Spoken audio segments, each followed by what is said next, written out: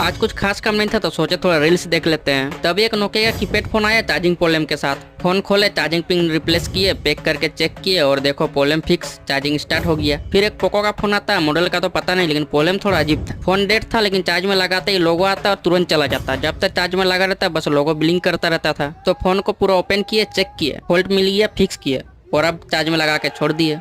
सब ठीक चल रहा है। और हाँ, एक वीवो का फोन भी आया था जिसमें बैटरी का पत्ता कटा हुआ था, उसमें जम्फर लगा है और मजबूती के लिए थोड़ा फेविक्विक भी डाल दी है। वो भी ठीक है, काम कर रहा है। बस ऐसे ही दिन गुजरता है, एक फोन ठीक करते हुए।